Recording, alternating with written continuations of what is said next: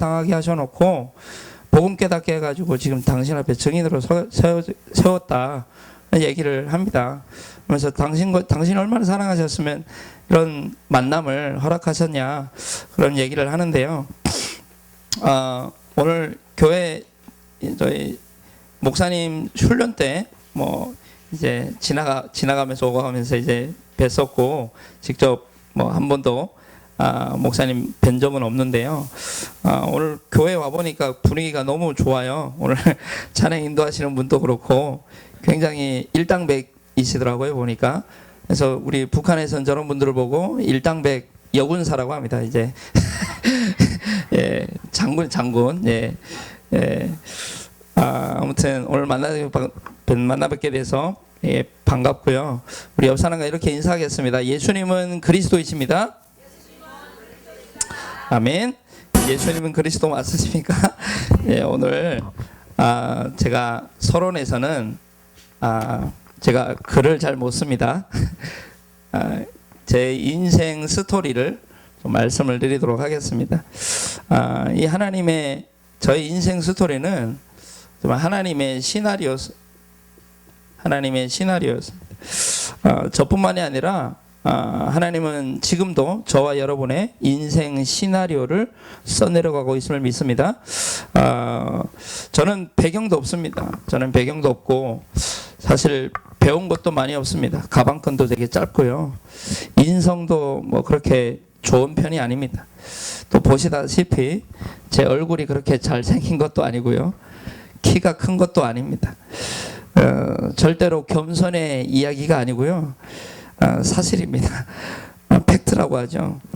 그런데 성삼위 하나님께서 어떻게 나를 지금 이 자리까지 인도하셨는지 짧게 말씀을 드리고 길게 말씀을 드리면 2박 3일 부흥회를 해야 되기 때문에 짧게 말씀을 드리겠습니다.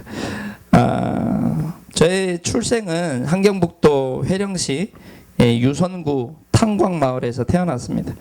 87년도에 태어났는데 이 교회가 세워지기 전에 벌써 이후에 태어났더라고요. 보니까 82년도에 교회가 세워졌는데 이 교회가 세워지고 나서도 5년 뒤에 제가 태어났습니다.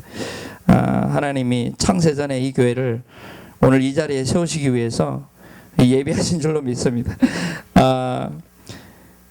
저는 이남 일녀 가운데 중간 둘째로 이제 태어났고 제 위에는 누나가 있고 밑에는 동생이 있는데요. 남자 동생이 있는데 저희 부모님은 광부, 우리 아버지는 광부였고요. 어머니는 농부였습니다. 벌써 광부와 농부 벌써 차이가 나죠. 안 맞는 거예요, 그죠? 안 맞는 사람끼리 만났어요. 중매 결혼을 했습니다. 우리 엄마의 오빠가 기어코 만나야 된다 해가지고 우리 아빠를 소개해가지고 만났는데 오빠의 설득 끝에 그러니까 원하지 않은 결혼을 했어요. 엄마가. 그러다 보니까 뭐 가정에 행복이 있겠습니까?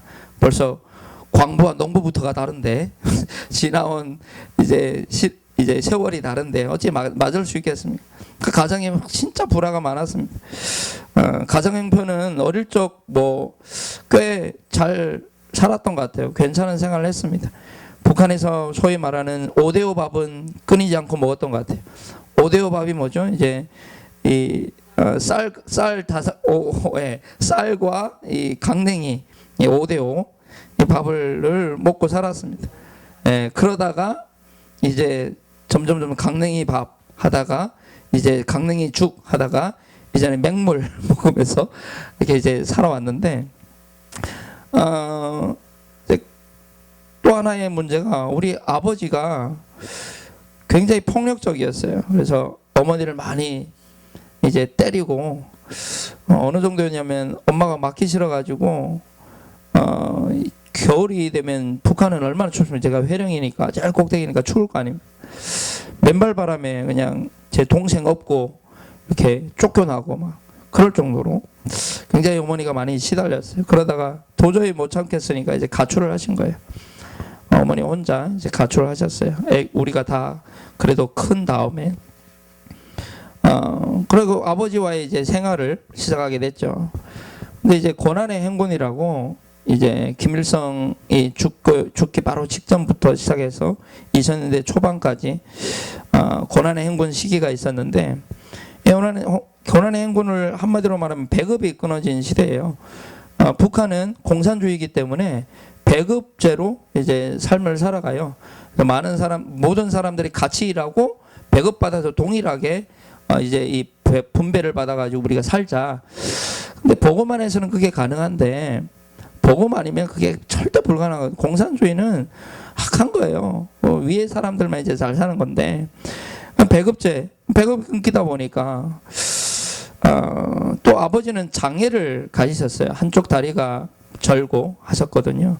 그럼에도 불구하고 우리 삼남매를 키우시려고 진짜 많이 이제 애쓰셨어요. 어린 시절을 좀 추억을 하면, 그냥 저는 매일 이삭을 줍고, 제가 초등학교 한 4학년 때부터 계속 2학년 때부터, 초등학교 2학년 때부터 1학년이죠, 1학년. 그래서 제가 글 쓰고 있다는 자체가 기적입니다. 저는 공부를 잘 못했거든요. 한 적이 없어요. 근데 어떻게 글은 알더라고요. 글은 읽고 글은 쓰는데, 학교 갈 처지가 안 되니까 늘 이삭을 줍고, 나무를 해다 팔고, 석탄을 주워서 팔고, 농장을 털고, 도둑질 하면서, 학교는 사치였죠. 아빠의 추억은 좋은 게 없습니다. 그냥 계속 그 아빠와 살던 그 시기에 좋은 건 없었고 계속 그런 어려움이었어요. 근데 아버지가 그 다리 하나 좀 절룩거리면서도 불구하고 아이들을 위해서 헌신하신 모습을 보면서 참 위로도 받고 했었는데, 그래서 아버지를 생각하면 두 얼굴이 존재해요. 참 이제 정이 많으시고 우리 애들을 위해서 헌신하신 아버지, 또 하나는 완전 폭력적인 아버지, 완전 이제 상반되는 그런 두 얼굴을 저는 기억하고 있는데, 근데 지금에 와서는 저는 이해합니다, 아버지를. 제가 어느 정도 아버지에 대한 이 마음이 굉장히 심했냐면요, 저희 동생을 굉장히 이제 엄마 닮았다고, 엄마가 집 나가다 보니까 동생이 엄마 닮았거든요. 엄마 닮았다고 계속 패는 거예요. 어느 정도 패냐면, 이제 이 개울, 강에 데리고 나가가지고 거꾸로 매달려갖고 물에다가 이제 고문시키는, 물에다가 빠뜨렸다가 막 이런 식으로 아빠가 폭력이 너무 심한 거예요. 그래서 저도 많이 맞았고 누나도 많이 맞았죠. 그러다 보니까 어느 순간에 저에게 아버지에 대한 이 미움과 이게 이제 증오가 이제 쌓이는 거예요. 그래서 이제 내가 조금만 크면 내 아빠 죽이겠다. 근데 그 마음 계속 가지고 있었거든요. 그러다가 이제 복음 깨닫고 나니까, 그때는 진짜 이해가 안 됐어요. 정말 이해가 안 됐는데, 복음 깨닫고 나니까 아빠도 피해자구나. 영적으로 보니까 이해가 되는 거예요, 그게. 그리고 엄마가 집을 나가고 1년 후부터 좀 긴밀하게 연락은 했었거든요. 근데 이제 아버지가 한계를 만나다 보니까 이제 더 이상 우리를 케어 못하겠다. 그래가지고 어머니에게 우리 자녀들을 맡기게 됩니다. 어머니와의 생활을 이제 또 시작하게 되죠. 근데 식량난은 점점 이제 심각해져 가고, 심지어 우리 동네에서 사람을 죽여다가, 그러니까 쉽게 말하면 이제 꽃제비, 이 거지들을 잡아다가 밥 먹여주겠다 해놓고 와가지고 죽여가지고 그걸 돼지고기라고 둔갑시켜서 팔고, 그걸 먹고 꽃제비들을 해가지고 우리 동네에 있었던 사건이에요. 그래서 총살을 이제 시키는 그런 일도 보게 됐고, 그 정도로 식량난이 극심했던 거예요. 성경에도 나와 있잖아요. 성경을 보니까 이해가 되더라고요. 북한이 성경에 나와 있어요. 성경에 애 잡아먹는 이야기 몇 번 나옵니다. 그 정도로 이제 이 식량난이 심각했거든요. 저희 한국전쟁 있잖아요. 한국전쟁 때 사망자가 250만 명에서 300만 명 정도가 된다고 해요. 근데 북한이 전쟁 나지도 않았어요. 근데 이제 굶어 죽은 사람의 숫자만 300만 명이라고 하잖아요. 그러니까 얼마나 많은 사람이 죽었습니까? 그 시기에 제가 살다 보니까 시체들도 많이 보고요. 겨울이다 보니까 이제 저걸 못 하는 거예요. 그 파묻지를 못 하는 거예요. 땅이 얼다 보니까. 그러다 보니까 이제 시체를 이제 좀 방치하게 되는 그런 것도 많이 보고요.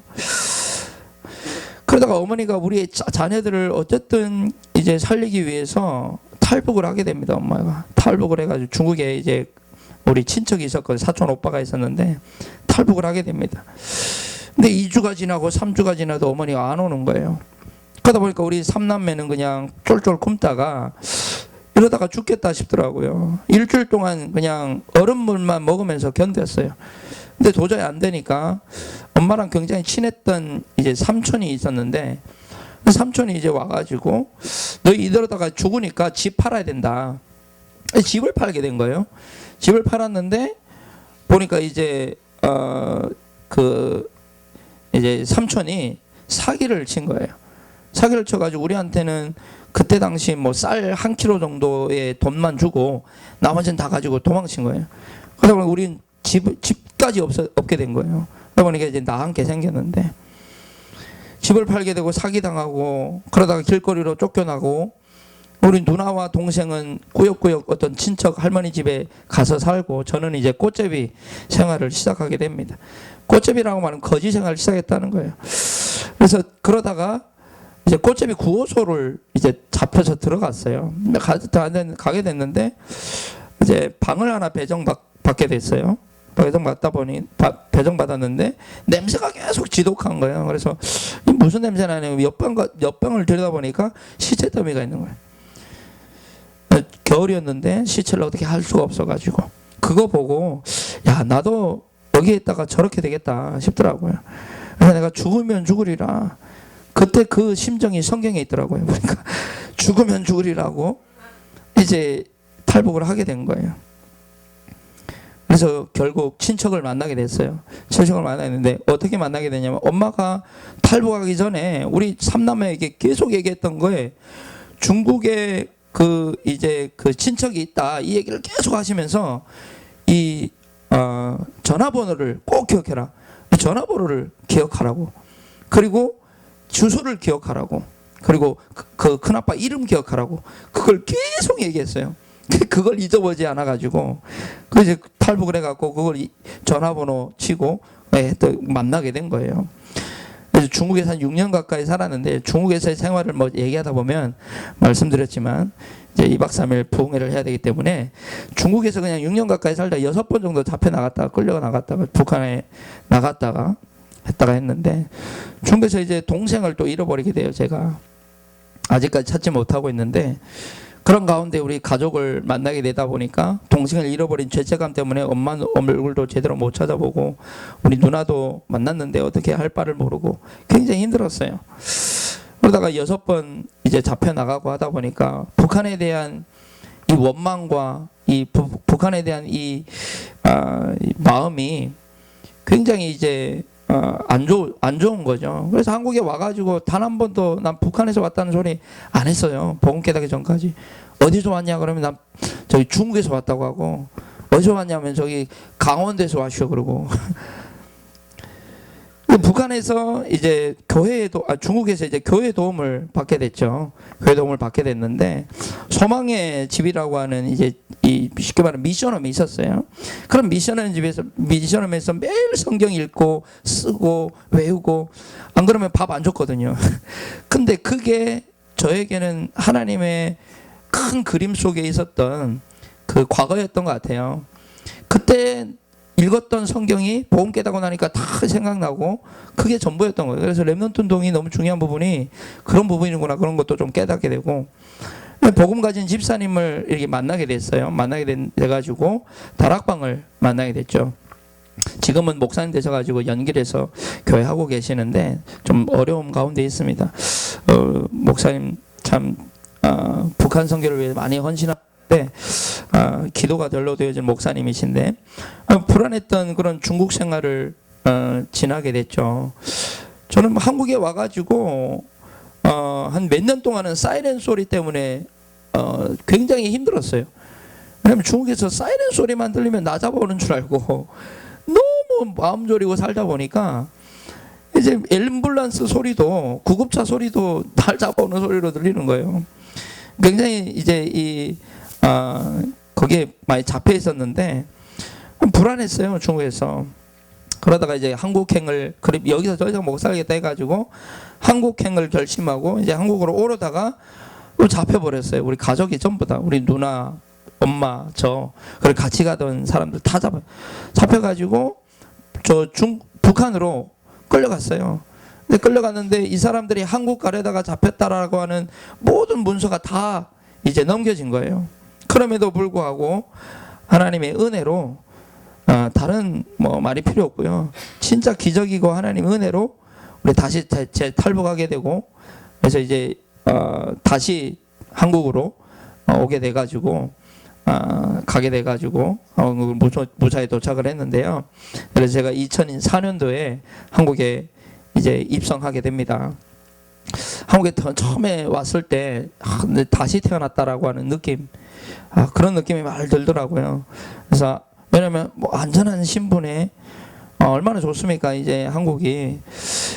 근데 이제 한국 오는 과정 속에서도 인간이 참 이제 이 교활한 게 좀 배가 따치면 하나님 믿어요. 배가 따치면 하나님 믿는 거예요. 중국에서 그래도 그런 어려움 가운데서 하나님 붙잡고 살았거든요. 또 이제 한국을 라오스, 미얀마, 태국을 거쳐가지고 오다 보니까 계속 하나님 붙잡고 그냥 왔는데 한국 딱 와보니까 이제 안전한 거예요. 그죠? 이제 배가 따신 거예요. 그러니까 이제 하나님 안 바라봐요. 하나님 바라보지 않고, 저는 렘넌트들에게 꼭 얘기하는 부분이 복음 없는 자유는 방종이다. 복음 없는 자유는 방종이다. 자유를 탁 맡기가니까 얼마나 좋습니까? 화려한 문화에 편안한 생활을 하게 되고 얼마나 좋습니까? 다 있잖아요. 근데 그게 하나님을 멀리하게 되는 계기가 되고, 그게 하나님을 떠나는 결정적인 그런 계기가 된 거예요. 하나님을 잊게 되고요. 그래서 10년의 방황을 시작하게 됩니다. 제가 한국에 와서 하나님을 이제 배반하고 하나님을 전혀 기억하지 아니하고, 제가 보니까 이제 감옥 생활을 6개 나라에서 감옥 생활을 했더라고요. 그래서 제 영어 이름이 요셉입니다. 감옥 생활을 하도 많이 오래 해가지고 보니까 중국, 북한, 중국, 라오스, 태국, 한국에서도 감옥 생활을 했어요. 제가 저 범죄자예요. 범죄적 전력이 있는 사람인데 조심하시기 바랍니다. 제가 그런 사람, 저 미국에서도 하고요, 영국에서도 하고요, 저 캐나다에서도 하고요. 제가 보니까 12개 나라를 돌아다녔어요. 다 많이 돌아다녔죠. 글로벌하게 놀았습니다, 제가. 근데 그게 다 세계범합위해서 하나님의 시나리오, 나를 이렇게 인도하셨는데요. 저 진짜 열심히 살았거든요, 한국에 와서. 그렇다고 해가지고 열심히 안 산 게 아니에요. 돈을 위해서, 돈을 향해서, 성공을 위해서 배운 것도 없고 잘하는 것도 없고 전문성도 없다 보니까 뭐 안 해본 아르바이트가 없어요. 아르바이트, 뭐 꼼장어, 편의점, 뭐 이제 고기 굽고 또 이제 서빙하고 이제 배달하고, 배달일을 가장 많이 오래 했는데요. 그냥 이제 가장 돈을 많이 줘요. 위험 수당으로 해가지고 가장 돈을 많이 주는데, 근데 이제 하나님의 시간표가 돼가지고 하나님이 나를 터치하기 시작하십니다. 그게 뭐였냐면 건강이었어요. 제가 이제 상하차를 하다가, 택배 상하차를 하다가 뒤로 넘어져가지고 정신을 잃고 이제 병원에 실려갔는데, 병원에서 어떤 진단을 받았냐면 강직성 척추염이라고 하는 진단을 받아요. 뼈가 점점 굳어가는 질병이에요. 그 질병을 이제 발견하게 돼요. 그러면서 선생님이 한마디예요. 당신 50대 정도 되면 땅바닥만 보고 이제 살게 될 거다. 근데 그때 당시는 뭐 그렇게 충격이 안 됐어요. 태어나고 나가지고 자꾸 허리가 아파오는 거예요. 그때마다 들리는 게 너는 병신이야, 너는 불구자야, 너는 고작 살아봐서 50대 되면 너는 병신 같은 삶을 살고, 이 얘기가 계속 들리는 거예요. 그래서 시달리다 보니까 이제 자살을 결심하게 됩니다, 제가. 그래서 자살을 3번 결심합니다, 제가. 그러다가 하나님이 이제 제 마음을 움직이신 거죠. 내가 마지막으로 교회 한번 나가보자. 마지막으로. 내가 중국에서 그렇게 신앙생활을 했었는데 중국에서 그 믿었던 그 하나님 한번 찾아보자.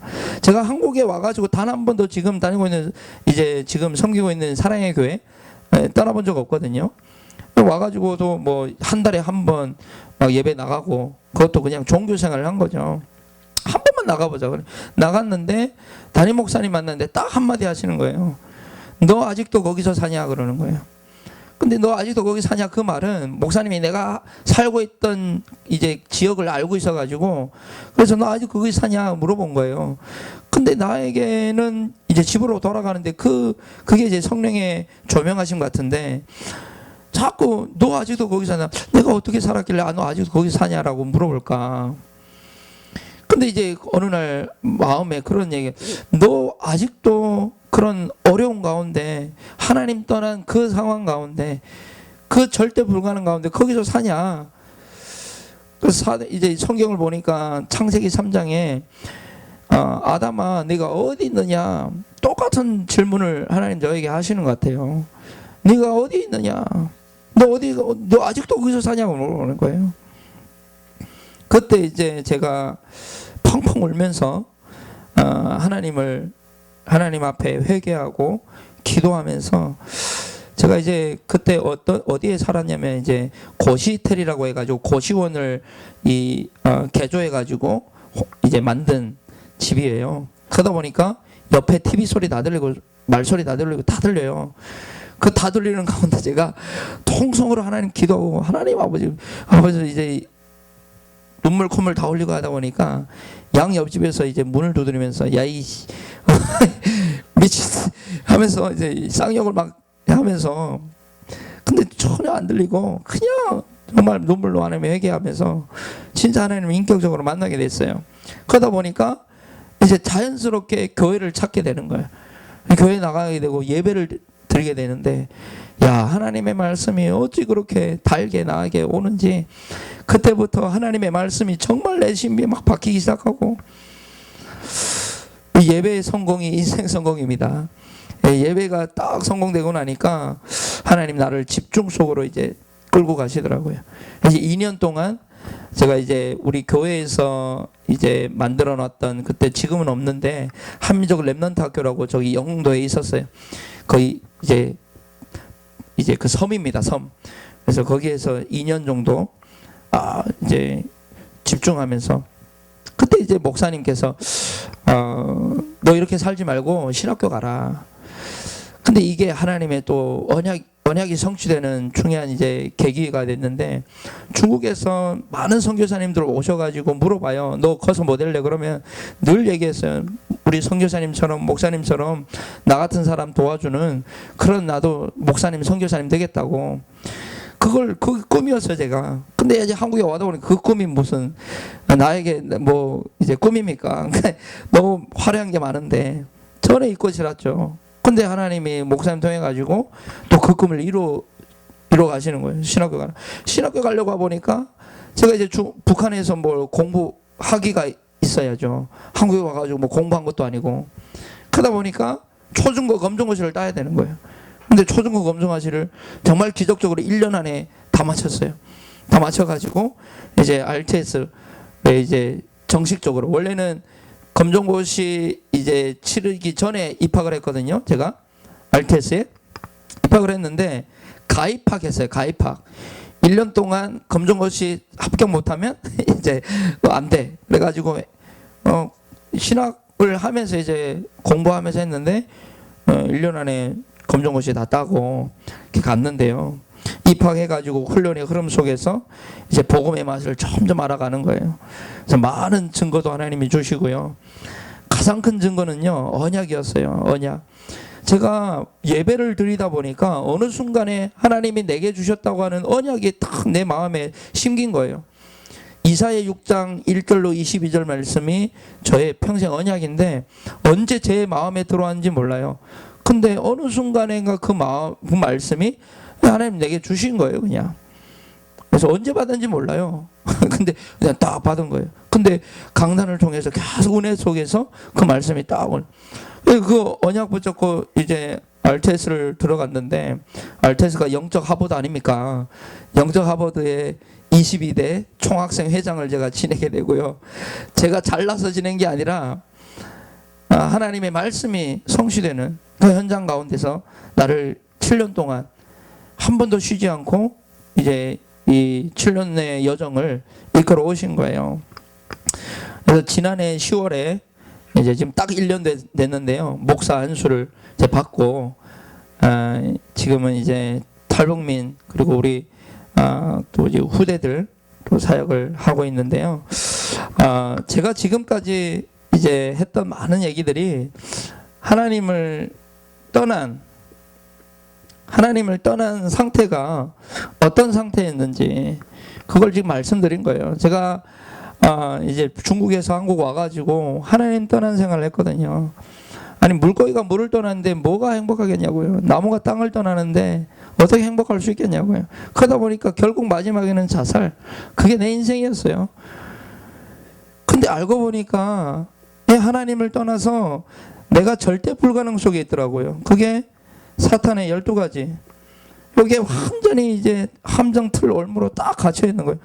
어떻게 내 힘으로 능력으로 여기서 아무리 발버둥치로 안 되는 거예요. 안 돼요. 복음 만나기 전에 상태가 이 상태였더라고요. 저는 그냥 말씀의 증인으로 서는 거예요. 제 인생을 보니까 딱 이 상태예요. 나 중심, 물질 중심, 성공 중심. 그걸 위해서 저는 전보로 많이 다녔어요. 타로 전보로 많이 다녔어요. 하고 와서도 중국에서 복음을 받았는데도 불구하고 한국에 와가지고 하나님을 떠난 그 상태 속에 있으니까 나도 모르게 결혼 언제 하게 되는지, 내 성공은 언제, 나는 언제쯤 좀 성공할 수 있는지. 길바닥에 많잖아요. 그 문화로 딱 장악이 되죠. 그거 따라가고 돈이 우상이 돼가지고 따라가고. 근데 알고 보니까 사단의 그 배경 속에 있다 보니까 완전 장악됐다 보니까 세상의 노예, 사단의 노예, 포로, 속국으로 이게 제 인생이었던 거예요. 다른 게 아니라. 그래서 이제 북한의 문제가요, 다른 문제가 아닙니다. 북한에 있든지 한국에 있든지 미국에 있든지 어떤 나라에 있든지요, 모든 사람은 이 속에 있다라는 거예요. 이 속에서 살아가요. 모든 사람은 마찬가지입니다. 탈북민들 특별히 진짜 세상에 얼마나 북한에서 중국에 오보니까 다른 세상이잖아요. 중국에서 한국 오보니까 더 다른 세상이에요. 그러다 보니까 얼마나 그게 화려합니까? 그러다 보니까 전부 거기에 현혹돼 가지고요, 여기에 전부 이제 끌려가는 거예요. 자기가 노예되고 포로되고 속국 되었는지도 모르고 따라가는 거예요. 제가 이제 유튜브에 보면요, 시베리아에서 늑대 잡는 방법이라고 있어요. 늑대를 어떻게 잡냐? 날카로운 칼에요. 날카로운 칼에 돼지피를 발라가지고 급속 냉동을 시켜요. 그래가 늑대가 가장 잘 다니는 곳에 딱 고정을 시켜 놓습니다. 칼날을 위에 세워놓고. 그러면 그 냄새를 맡고 늑대가 옵니다. 그럼 늑대가 그 피를, 피 묻은 칼을 핥기 시작합니다. 근데 핥으면 할수록 더 맛있는 거예요. 피가 점점 더 나와요. 근데 알고 보니까 자기 혀가 갈라지는도 모르고 계속 핥고 있는 거예요. 그러다가 결국 그 늑대는 과다출혈을 죽습니다. 그러면 와가지고 사냥꾼이 그냥 늑대 잡아가는 거예요. 그게 늑대장 방법이라는 거예요. 사단이 우리를 너의 포로 속국해가지고 결국 멸망 가운데로. 요한복음 10장 10절 말씀이 정말 저는 처절하게 체험했던 것 같아요. 도둑질하고 죽이고 멸망시키는, 그게 사단의 전략이구나. 많은 북한 사람들이 그거 모르고 영적 사실 모르고 여기에 살아가고 있다는 거예요. 근데 북한 사람뿐이겠냐고요. 모든 사람이 북한에 있든 한국에 있든요, 이 안에 있으면 절대 불가능합니다. 사도행전 3장에 보면요, 안전뱅이 사건 나오죠. 저의 인생을 보면 안전뱅이의 인생이었습니다. 그게 내 인생이었어요. 굳었다고 돼 있어요. 날 때부터 안전뱅이였어요. 날 때부터 굳어 있는 사람이에요. 굳어 있는 사람은 뭘 합니까? 절대 불가능 속에 있는 그 인생이었어요. 그러다 어떤 인생이었어요? 구걸하는 인생이었어요. 늘 구걸하는, 미문에, 성전 미문에 앉아가지고 구걸을 했잖아요. 안전뱅이가 구걸하는 인생. 그때 요한과 베드로가 우리를 보라 그러면서 이제 이 우리를 보라 하니까 이 안전뱅이가 어떻게 받겠습니까? 오, 나한테 돈 좀 줄라나? 받겠죠.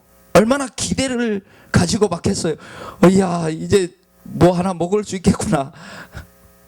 근데 은과 금은 내게 없거니와 하니까 얼마나 실망했겠어요. 안전뱅이가 은과 금을 줄 알았는데, 근데 은과 금은 내게 없거니와 나사렛 예수 그리스도 이름으로 일어나 걸어라 했더니 발목이 힘을 얻고 일어나 걷기도 하고 뛰기도 하고 하나님을 찬양했다고 돼 있어요. 그게 제 인생이었던 것 같아요. 제 인생.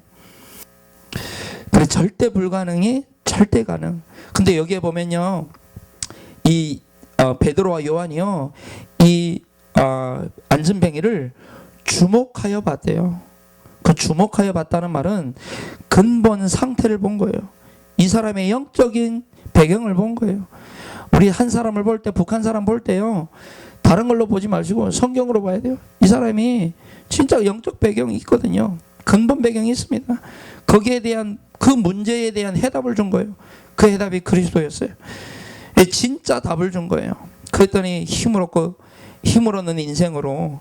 그래서 여기에서 우리를 하나님이 저와 여러분을 구원하신 거 아닙니까? 근데 이 구원이 우리의 노력이 아니고 하나님의 은혜 아닙니까? 야, 근데 이게 얼마나 지난주 우리 추수감사주일이었잖아요. 내게 주신 은혜를 내가 무엇으로 보답할꼬? 그 말은 무슨 말입니까? 보답할 길이 없다는 거예요. 내가 무엇으로 보답할까? 무엇으로 이 은혜를 보답할 수 있겠냐고요. 그 어떤 것 가지고요. 세상의 것 가지고 절대 이 은혜 못 갚아요. 어떻게 갚습니까? 이 은혜를 저와 여러분이 받은 줄로 믿습니다. 참기름과 라면이 싸웠대요. 어느 날 싸웠대요. 참기름과 라면이. 그러다가 이 라면이 경찰서로 끌려가요. 왜 끌려갔냐? 그렇죠, 고소했어. 참기름이 고소해서 고소해서 끌려갔대요. 근데 라면도 끌려갔대요. 왜? 아니, 이 참기름도 끌려갔대요. 왜요? 라면이 다 불어서 끌려갔대요. 다 불어서 들어갔다. 이 소식을 들은 이 아이스크림이 면회하기 위해서 달려갔대요. 달려가다가 사고가 나버렸네. 왜 사고가 나서? 차가워서 사고가 나다는.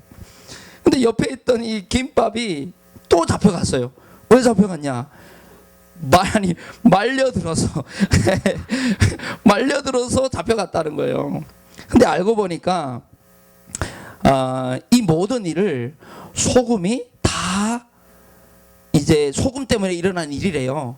왜 그러냐? 소금이 다 짰대요. 소금이 다 짰대요. 근데 이 모든 일을 누가 해결했냐? 해결한 사람이 있어요. 이 모든 일을 고구마가 해결했대요. 어떻게 해결했냐? 고구마가 전부 다 구워 삶아서 구워 삶아가지고 다 해결했다는 거예요. 제가 이 얘기를 왜 하냐? 하나님의 시나리오, 하나님이 저와 여러분들의 시나리오, 인생의 시나리오를 이렇게 기가 막히게 짜가지고 계신다는 거예요. 그래서 믿으시기 바라고, 이 은혜 속에 우리가 있는 줄 믿습니다. 그래서 오늘 북한 보고마의 절대 망대인데요. 보니까 뭐 제가 긴 말 하지 않아도 될 것 같아요. 보니까 주보 보니까 완전 그냥 제 메시지예요. 제가 하려고 했던 메시지가 주보에 다 나와 있습니다. 그래서 주보는 일주일 동안 아까 저 주보 보면서 기도하는 거 보고 깜짝 놀랐어요. 저는 처음 봤어요. 주보 놓고 그렇게 기도하는 거. 그러니까 그 전 교인이 개인적으로 기도하는 건 봤어도 전 교인이 그걸 읽어가면서 기도하는 거 주보에 다 있어요. 주보가 복음이라 주보에 다 있더라고요. 오늘 본문의 이제 말씀은 성경의 요약 아닙니까? 성경의 결론이고 성경의 핵심 아닙니까? 그게 138이잖아요. 그리스도, 하나님 나라, 그죠? 오직 성령. 성령 충만이죠. 성령 충만. 이게 이제 오늘 우리 성경의 핵심이고 우리가 붙잡아야 될 언약인데, 영원한 언약인데, 중요한 것은 이것이 오직이냐 아니냐의 싸움이에요. 진짜 그리스도 하나님 나라와 성령 충만이 내게 오직이냐, 이게 오직이냐 아니냐의 차이인 것 같아요, 보니까. 그래서 여기에 오직으로 결론 난 사람이 절대 망됩니다. 결론 난 사람이. 그래서 오직 그리스도 뭐 우리 잘 아시니까요.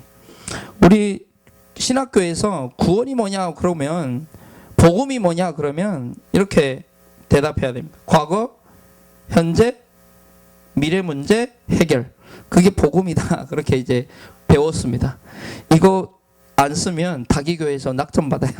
얘들 이렇게 딱 써야 됩니다. 우리 과거, 현재, 미래 문제가 뭐죠? 사탄의 자녀로 태어나 저주의 인생을 살다가 영원한 지옥으로 갈 수밖에 없는 것이, 이게 우리 과거, 현재, 미래 문제 아닙니까? 근데 여기서 우리가 구원받았다, 해방받았다는 거예요. 어떻게 해요? 사단을 이기신 왕, 참 왕, 저주 문제 해결하신 참 제사장, 지옥 문제는 참 선지자, 그리스도로 말미암아. 이 그리스도로. 그래서 우리가 현장 보는 눈을 여기에 둬야 돼요. 한국 사람이든 북한 사람이든 미국 사람이든 모든 사람은 이 속에 있다니까요. 여기에 영향을 받아요. 제가 이제 전도를 하게 되면 교회 다니는 사람, 크리스천, 자신이 크리스천이라고 하는 사람 많아요. 크리스천이 무슨 뜻이죠? 그리스도인, 그 말이거든요. 근데 그리스도인이 그리스도를 모르더라고요. 그리스도인이라고 얘기를 하는데 그리스도를 몰라요. 현장이 그렇더라고요. 요 문제를 요한복음 19장 30절에 예수님이 다 이루었다. 그 다 이루었다는 말은 다른 걸 다 이룬 게 아니라 이거 다 이뤘다는 거예요. 이거 다 이뤘다. 오직 하나님의 나라.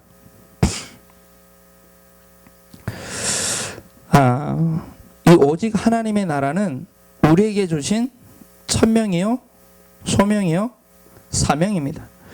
하나님 나라를 누리다가, 하나님 나라 전하다가, 하나님 나라 가는 게 저와 여러분의 천명, 소명, 사명 되기를 기도합니다. 그렇잖아요. 하나님 나라 누리다가, 하나님 나라 전하다가, 하나님 나라 가는 거, 우리 구원받은 자의 삶 아닙니까? 이게 천명, 소명, 사명입니다. 하나님 우리에게 주신 거예요. 구원받은 자라면 이게 하나님 나라가 천명, 소명, 사명이 되어야 될 줄로 믿습니다. 그리고 이 하나님의 나라는 하나님의 비전이요, 하나님의 계획이요, 이게 하나님의 미션입니다. 우리에게 주신 미션. 하나님의 나라를 확장하는 거, 그게 세계복음화잖아요. 그게 하나님의 비전이고 하나님의 계획이고 우리에게 주신 미션 아닙니까? 이 하나님의 나라, 이걸 언약으로 붙잡는 겁니다. 미션이라는 말은 우리 삶의 이유죠. 왜 살아가야 되라는 거예요? 하나님 나라를 확장하기 위해서, 하나님 나라 누리기 위한 삶, 그런 삶이 저와 여러분 되기를 기도합니다. 40일 동안 예수님이 말씀하셨어요. 하나님 나라의 일에 대해서요. 그게 세계복음 아닙니까? 여러분들의 세계복음은 뭡니까? 저의 세계복음은 북한 복음화요, 우리 후대 렘넌트요, 저에게는 치유 사역이 세계복음화입니다. 또 지금 내가 하고 있는 파트, 이게 세계복음화입니다. 지금 내가 맡은 교회에서의 그 사역, 그게 제 세계복음화입니다. 하나님이 내게 또 맡기신 영혼, 그 한 영혼이 저에게는 세계복음화입니다. 북한 복음화를 통한 세계복음화. 제게 여러분들이 세계복음화에 있어야 되고요. 그럼 이 일을 어떻게 진행하시느냐? 성경에 너무 많이 나오죠. 천군, 천사, 어떤 데는 군대라고도 얘기하고요. 이렇게 하나님이 하늘 군대를 보내셔가지고 이 일을 이루어 가신다는 거예요. 이게 하나님 나라의 일 아닙니까? 하나님 나라의 일. 성경에 많이 나오죠. 근데 언제 이 천군 천사의 활동이 언제 일어나죠? 하나님 나라가 확장되어질 때에, 그때 천군 천사가 반드시 일을 합니다. 분명히 일을 하게 돼 있어요. 하나님의 권능에 언제 임하는가? 우리 이제 복음 편지에 나오잖아요. 언제 임하죠? 마태복음 6장 33절에 너희는 먼저 그의 나라와 그의 의를 구하라. 그럼 이 모든 거 너에게 더하여 주시라. 그 말은요, 다른 거 구하지 마. 하나님 나라 그것만 구해. 그러면 너의 필요한 모든 것, 하나님, 그 마태복음 6장 5절인가요? 3절 4절에 보면요, 너희 쓸 것을 하나님이 이미 아신다고 되어 있어요. 그러면서 주기도문을 가르쳐 주시거든요. 아니, 우리에게 있어야 할 줄을 하나님이 아신대요. 그걸 왜 구하냐고요. 근데 하나님이 구하라고 하는 거는 하나님 나라에 그 의, 그걸 구하라. 그 다음에 모든 것 더하여 주시겠다 말씀하셨거든요.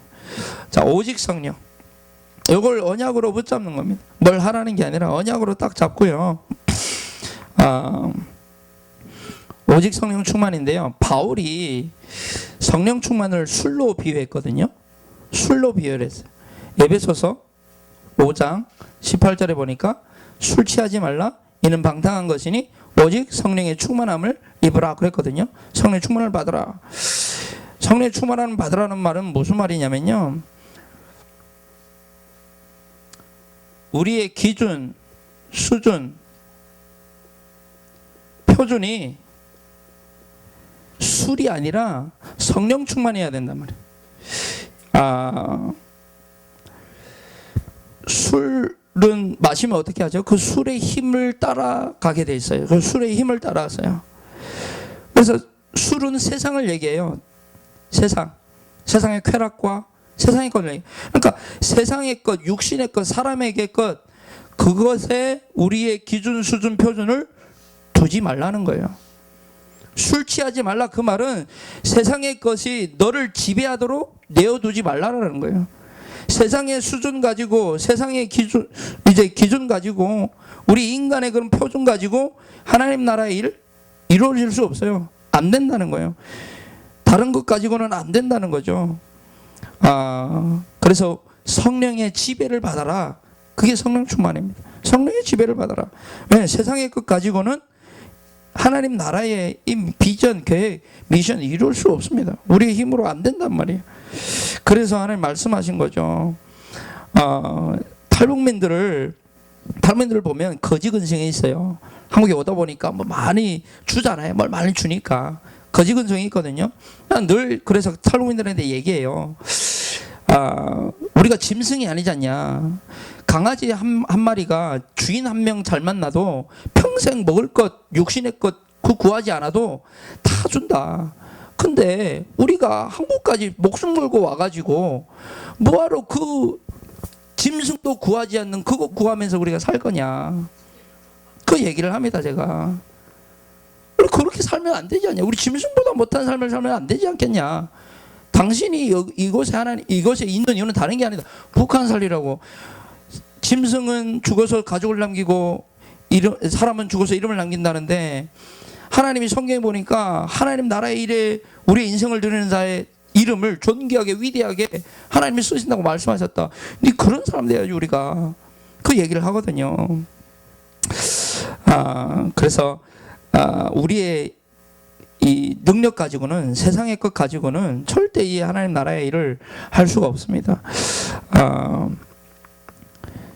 우리의 지혜, 우리의 능력, 우리의 조건, 이거 가지고는 세계복음화 못합니다. 절대 불가능합니다. 안 되는 거죠. 그래서 조건이 없다. 지난달에 이제 그 유목사님께서 화요 집회 때 3강에 조건이 없다. 조건이 없다. 인간에게 하나님의 조건만 있을 뿐이다. 그런 얘기를 하셨거든요. 근데 그걸 묵상하다 보니까 진짜 나에게는 조건이 없구나. 어떤 지혜 능력 없구나. 나에게는 없어요. 여러분 요셉 보세요. 요셉의 조건으로 무슨 세계복음 합니까? 모세의 조건으로 어떻게 세계복음 하냐고요. 다윗의 조건 가지고 세계복음 안 돼요. 초대교회 보세요. 초대교회 조건 무슨 세계복음 합니까? 다니엘이 지금 포로로 끌려갔는데 어떻게 요셉이 노예로 끌려갔는데 어떻게 그 조건 가지고 세계복음 하냐고요. 안 된다는 거예요. 근데 그때마다 하나님이 뭘 약속하셨냐? 성령, 하나님의 영, 성령 받으면 권능 받고 증인 되리라. 이게 우리의 언약 아닙니까? 이것으로만 가능하다는 거예요. 지혜, 능력, 조건은 오직 성령 충만. 이거 외에는 우리의 그래서 기준과 우리의 수준과 표준, 지혜, 능력, 조건 이게 성령 충만 받고 권능 받는 겁니다. 그러면 하나님 우리를 그 일의 증인으로 세워주시겠다는 거예요. 그래서 하나님 나라의 일은 사람의 능력 가지고 절대 안 됩니다. 그리고 고린도전서 12장 3절에 얘기하잖아요. 성령이 아니고는 예수를 주라 시인할 자가 없다. 안 된다는 거예요. 세계복음 어떻게 합니까? 어떤 딸이 다이어트를 시작했어요. 그래가지고 토마토만 먹는 다이어트가 있대요. 그래 토마토만 먹었대요. 근데 어느 날 이 딸이 쓰러진 거예요. 딸이 쓰러지다 보니까 병원에 실려갔어요. 그래가지고 이제 이 의사 선생님한테 이 어머니가 물어봅니다. 의사 선생님, 왜 우리 딸이 쓰러졌습니까? 혹시 영양실조입니까? 그랬더니 이 의사 선생님이 하는 말, 예, 농약 중독입니다. 왜 그러냐? 토마토만 계속 먹은 거예요. 그래서 그 토마토에 있는 농약 때문에 중독된 거예요. 농약 중독이라는 거예요. 여러분, 우리가 다른 것에 중독되지 마시고요. 여기에 중독됩시다. 진짜로요. 이걸로 다이어트 하시기 바랍니다. 자, 여기에 중독되는 저 여러분 되기를 기도합니다. 결론입니다. 그렇다면 결론, 어떻게 그러면 성령 충만을 받을 수 있겠습니까? 성경대로, 그죠? 성경대로 마가다락방에 모였잖아요. 사도행전 1장 14절에서 15절에 마가다락방에 모였어요. 성경대로 하자니까요. 그죠? 성경대로. 여기서 뭐 했죠? 이 사람들이 집중했어요. 집중했잖아요. 집중한 거. 뭐에 집중했습니까? 여기에 집중한 거예요. 여기에 집중했어요. 그러니까 우리의 삶이 여기에 집중하는 삶 되기를 기도합니다. 제가 이제 노년지교회를 이제 담당하게 됐어요. 제가 알고 보니까 이제 여기에 지금 박ren옥 전사님께서 계속 와가지고 이제 이 말씀도 같이 나누고 했다고 하던데 지금 임신하셨어요. 그래가지고 좀 어려운 가운데 있어요. 지금 혼자 지금 거의 집에서 예배드리다시피 하시는데, 근데 이제 박ren옥 전사님 그러다 보니까 이제 제가 이제 오게 됐는데요. 박ren옥 전사님 이제 노년지교에서 사역을 하셨거든요. 사역을 하셨는데 노년지교를 제가 이제 가게 됐어요. 사역자들이 좀 이제 좀 힘들어가지고 조금 쉰다고 하셔가지고 제가 이제 다음 해부터 가게 됐는데, 그래서 지난 주부터 지금 노년지교에서 이제 예배를 드리고 있는데, 노년지교회는 탈북민 전문 지교회예요. 노년동에 지금 한 3,000명의 탈북민들이 밀집되어 있거든요. 이제 저 인천 노년입니다. 인천 노년동에. 그러다 보니까 거기에서 지금 같이 오늘도 예배드리고 이제 오게 됐는데요. 제가 거기 맡고 나가지고 하나님이 제 마음에 주신 이제 5글자가 뭐냐? 6글자가 다락방 전도동이었어요. 다락방 전도 회복하자. 제가 가서 저는 행정도 잘 모르고 잘 몰라요. 관심도 별로 없고 뭐 할까? 다락방지 운동하자. 다락방지 운동이 뭐죠? 여기에 집중하는 운동 아닙니까? 다락방지 운동은 교회에서 여기에 집중하고, 가정에서 여기에 집중하고, 현장에서 여기에 집중하는 거 아닙니까? 그 다락방지 운동을 해야겠다. 그 마음을 하나님 주셔가지고 기도하고 있는데요. 여러분 15절에 보니까요, 이 마가다락방에 모인 사람들의 수가 120명씩이나 되더라 라고 안 돼 있습니다. 120명이나 되더라 라고 돼 있거든요. 그 말은 무엇이냐면 120명 가지고 충분하다는 거예요. 여러분 120명 가지고 세계복음화 했다니까요. 저는 소망교회, 우리 사랑의 교회로만 가지고도 북한복음화, 세계복음화 가능할 줄로 믿습니다. 성경적입니다. 120명이나 되더라. 진짜 여기에 집중하는 우리 여러분들 되기를 바라고요. 그래서 그러면 여기에 집중한다는 말이 무슨 말일까요? 쉽게 말하면 예배죠. 예배입니다. 기도, 전도, 여기에 집중하는 것이 138에 집중하는 키인 줄로 믿습니다. 키, 연결고리입니다. 예배는 교제잖아요. 교제, 하나님과 교제인데 다 드려요. 찬양도 드리고, 이제 찬양도 드리고, 기도도 드리고, 헌금도 드리고, 헌신도 드리고, 다 드려요. 다 드리는데 하나 받아요. 말씀 받거든요. 그게 교제예요. 그래서 로마서 12장 1절로 2절에 보면 너희 몸을 거룩한 하나님의 산 제물로 드리라. 너희 몸을 산 제물로 드리라. 그게 너희가 드릴 영적 예배래요. 근데 몸을 드리는데 왜 영적 예배일까요? 몸 안에 우리의 영혼, 마음, 생각 모든 게 다 몸 안에 있어요. 그럼 몸을 드리라. 그 말은요, 전부를 다 드리라는 거예요. 그게 영적 예배라는 거예요. 예배 한 시간에 우리 몸을 드린다는, 다 드리는 거예요. 우리 마음, 생각, 우리의 모든, 우리의 소원, 모든 걸 강단에 집중하는 거예요. 그게 영적 예배래요. 그 영적 예배. 그 예배할 때 하나님이, 예배 때 성삼위의 하나님의 임재가 임하잖아요. 성삼위 하나님의 임재가 언제 일대 임합니까? 기도는 보좌를 움직이는 거잖아요. 시공간을 초월하는. 전도는 단회한 게 아니라 우리의 삶이죠. 우리의 삶입니다. 그래서 우리의 삶을, 여기에 삼오늘이잖아요. 강단을 통해서 삼오늘, 이게 이제 결국 결론 중에 결론인데요. 이 속에서 모든 답과 모든 힘과 모든 길을 찾아야 됩니다. 삼오늘, 강단을 통해서 주신 하나님의 말씀 가지고, 그 기도 제목 가지고, 전도 가지고 답을 내야 돼요. 힘을 얻어야 되고요. 길을 찾아야 됩니다.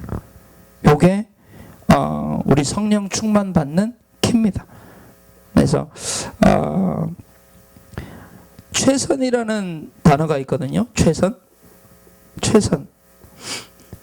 이 최선하면, 최선을 다해라 하면 젖먹던 힘까지 다 해라, 그 얘기를 우리는 많이 오해를 하잖아요.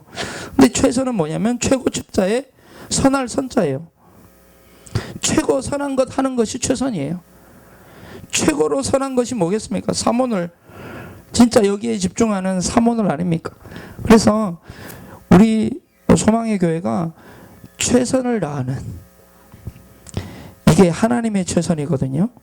하나님의 최선에 최선을 다하는 우리 저와 여러분 되기를 기도합니다. 그래서 오늘 좀 길면 길고 짧으면 짧은데 하나님의 말씀을 함께 나눴습니다. 저희 개인 기도 제목은 딱 하나입니다. 다른 게 없고요. 그리스도 하나님 나라 오직 성령으로 충만하게 하옵소서. 그게 제 기도 제목입니다. 평생의 기도, 매일 하는 기도 제목이고, 그걸 통해서 영력, 지력, 체력, 경력, 인력 나에게 허락해 달라고. 그게 제 평생에 그냥 단 한 가지 기도 제목이에요. 우리 북한 선교국 기도 제목을 아시겠지만, 우리 매주 월요일마다 우리 모입니다. 매주 월요일마다 저녁 7시 반에 이제 온라인으로 줌으로 해가지고 모여가지고 말씀 받고 기도하고 하는데요. 함께 좀 가능하다면 동참을 해 주시는 것이 북한 복음화의 절대 망대를 세우는 길입니다. 그걸 통해서 이제 우리 탈북민들이 탈북자 사명자들이 힘을 얻고 거기서 이제 훈련되어지거든요. 그 시스템을 통해서. 그래서 함께 기도해 주시기 바라고요. 미스바 기도 운동을 통해서 정말 저 북한이 제사장날의 사명 감당할 수 있도록 저 땅에 모든 우상의 영이 저 김일성, 김정일, 김정은의 악한 세력이 무너질 수 있도록 미스바 기도 운동이 저희 기도 제목이고요. 도단성 제자 운동입니다. 도단성의 제자들 진짜 한국에 와 있는 3,000명 이상의 지금 한 3,200명, 300명, 500명까지 된다고 하는데요. 그 사람 가운데 절대 제자, 절대 망대를 찾아서 세우는 그런 도단선 운동 그래서 기도해 주시고 여기서 지금 훈련받고 있습니다. 그리고 북한이 통일됐을 때 RUTC 성전 재건 운동입니다. 북한에 2,944개 교회가 있었대요. 북한에. 근데 다 문 닫았습니다. 그 무너진 교회를 다시 회복하는 RUTC 성전 재건 운동. 이게 저희 북한 선교부 기도 제목이니까 위에서 기도해 주시고요. 보니까 여기 교회 주소가요. 통일로예요. 할렐루야. 통일로예요. 통일로. 나는 우리 이 소망의 교회를 통해서 저 북한까지 통일의 길이 열리는 그런 은혜가 있게 되기를 기도하고요. 또 저도 같이 기도하도록 하겠습니다. 같이 기도할 테니까 정말 우리 인생 가운데 시나리오를 써내려 가시는 하나님께 우리 영광의 박수 올려드리고 제가 기도하고 마치도록 하겠습니다. 감사합니다. 네, 기도하겠습니다. 하나님 감사합니다. 우리의 인생을 하나님의 절대 시나리오 속에 지금까지 인도하셨고 앞으로도 인도하실 하나님을 찬양합니다. 하나님 우리에게 주신 절대 언약이 있습니다. 그리스도 하나님 나라 성령 충만이 우리에게 오직 되어지기를 기도합니다.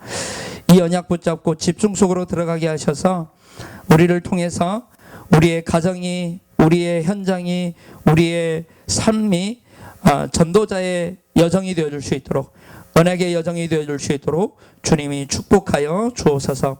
그래서 마가다락방에 일어났던 역사가 우리 소망교회에 있게 하시고 우리 소망교회 모든 우리 제자들과 또 가정과 모든 사람의 현장에 그 역사가 있게 하셔서 하나님이 최고의 영광을 받아 주옵소서. 감사드리며 우리 소망교회의 반석 되시며 우리의 인생의 주인 되시는 그리스도이신 예수님의 이름으로 감사하며 기도하옵나이다. 아멘.